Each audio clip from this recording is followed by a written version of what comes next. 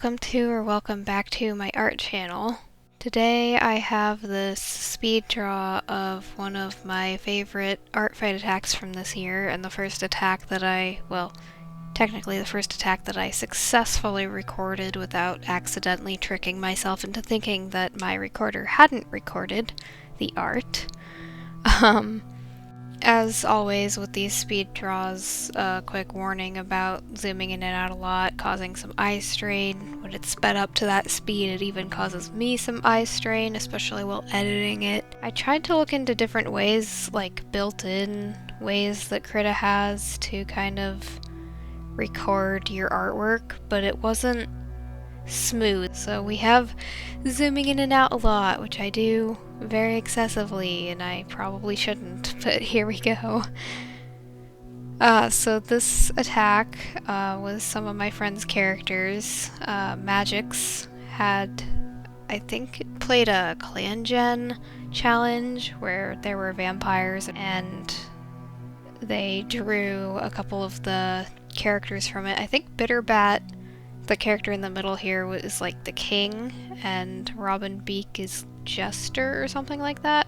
So yeah, that's Bitterbat and Robin Beak, and then my other friend's character, Bloodcloud. I called him Bloodcloud, and their main OC is called Bloodcloud, and this is actually in revenge for a really amazing attack that they did, animated with like tweening.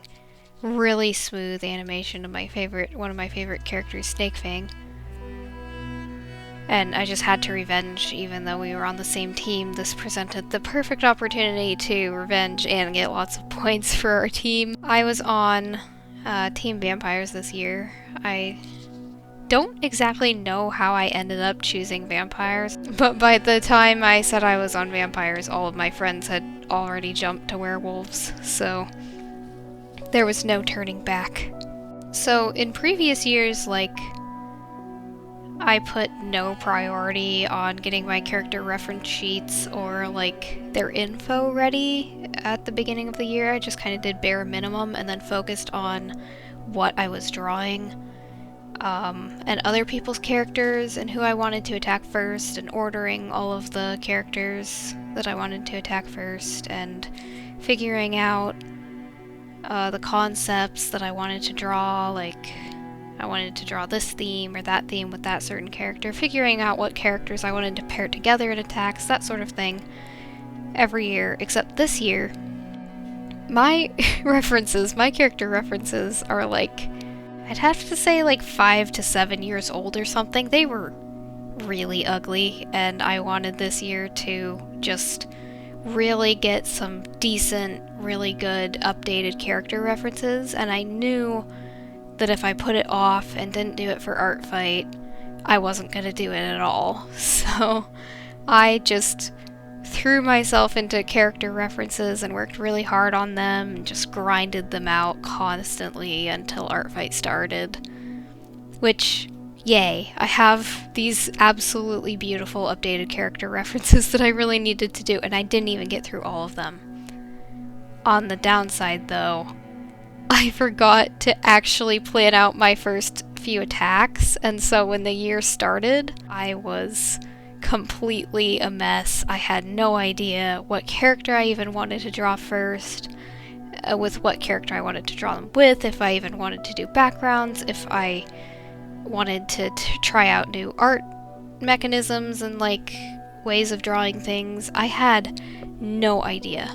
This was the first attack that I really felt like I had direction. I pulled up a really nice reference. Moving on to color. Embarrassingly, at this point, I didn't know how to do inverse selection on Krita, and I didn't know how absolutely life-changing it is until I was working on one of the last attacks of the year, and it breaks my heart and soul. So here you see me trying to fill in all of the little pixely areas because I did the wrong selection tool, and it wasn't getting all the pixels. A bit later in the year I start using the lasso tool to select the remaining pixels in the area. It was a mess. If I had just known about the inverse selection, I would have wasted so much less time. But yeah, Bitterbat's color was absolutely, like, so much fun. I especially love the, like, mascara eyes. I don't know if it's showing on screen yet, but the way that his eyes, like, drip mascara is the best way I can describe it. Moving on to Blood Cloud. Blood Cloud, I drew last year, just kind of sitting in a cave, and it was really fun to do this design. And I'm so happy that I got to draw Blood Cloud again, because it's like the color palette is really nice, and the eyes are super fun, and the gradient of like the fur and stuff. I remember Robin Beak being fairly dark, and that was a little bit tricky. Sometimes I couldn't see the lines, and I was trying really hard to figure out what the colors were, but on a dark character it's kind of hard, kind of difficult. But the stripes were pretty fun, and they're absolutely beautiful. And all of the spiky fur is so cute.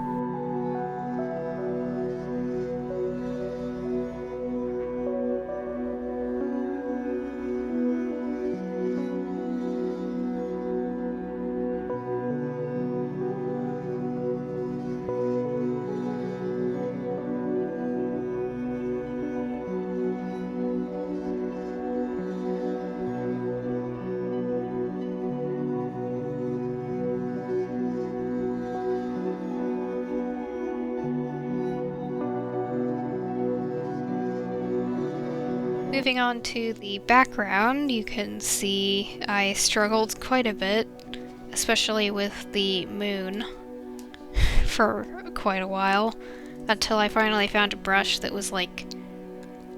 I'm happy with the way it's textured, even though it's not necessarily realistic. It just...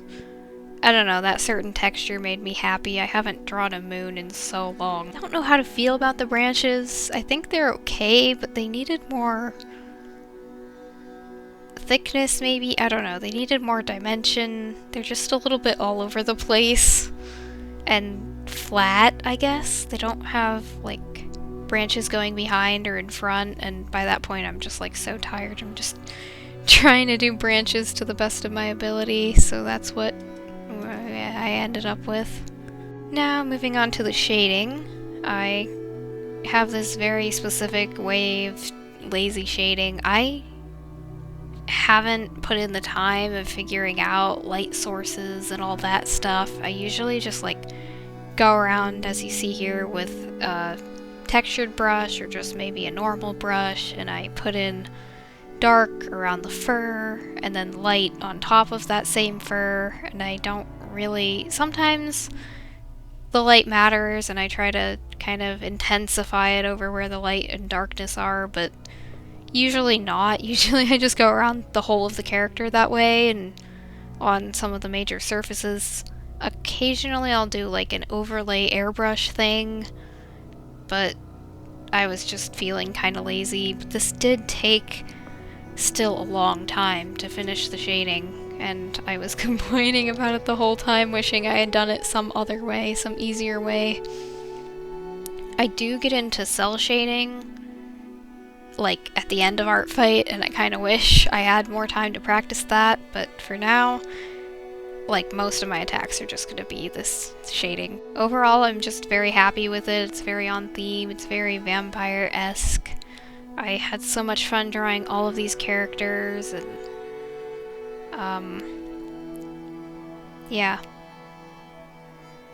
It's definitely my favorite, if not one of my favorite attacks that I finished this year, and I'm so happy that I was able to actually record it. I hope you liked it.